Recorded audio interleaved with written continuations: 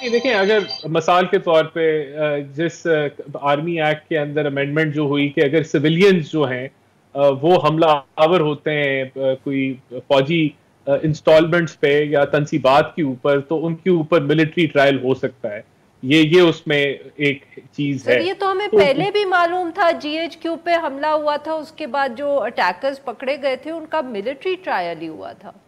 تو یہی ایک امینڈمنٹ تھی اس کے اندر. تو یہ ٹھیک ہے، یہ ایک عام آدمی کے اوپر تو یہ لاگو نہیں ہوتی کہ جو فوجی تنصیبات کے اوپر حملہ آور نہیں ہوتا.